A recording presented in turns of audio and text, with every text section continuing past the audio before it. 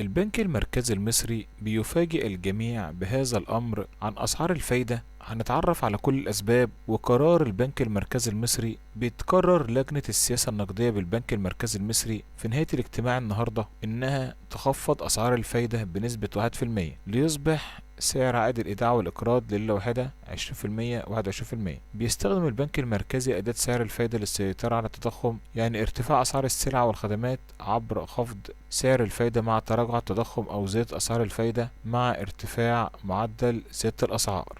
بيطرح البنك الأهلي المصري الشهادة الادخارية لمدة سنة، واللي تعد من الشهادة ثابتة العائد بمعدل 14% وبعائد كمان يصرف شهري. شهادات الادخار بالبنوك من سنة حتى 7 سنوات بأنواع مختلفة تشمل ثابتة العائد ومتغيرة العائد ومتناقصة العائد. بيبحث المواطن على أعلى شهادات في الادخار لمدة سنة عند الاستثمار بمبلغ 340 ألف جنيه خلال فترة استثمار سنة. في الشهادة ذات العائد 14% بيصل العائد إلى 5016 جنيه شهريا لمدة 12 شهر. أعلى فائدة في شهادة الادخار لمدة 3 سنوات بعائد ثابت 17% عائد شهري بيطرحها البنك الأهلي لمدة 3 سنوات 36 شهر. شهادة الادخار تتيح عوائد للمواطنين تكون ثابتة شهريا أو متغيرة على حسب سعر الفائدة المعلن من البنك المركزي المصري. المواطن بيبحث عن أدوات الاستثمار ذات الدخل الشهري الثابت، وده بيدعم ميزانية الأسرة بجانب الراتب الشهري أو المعاش.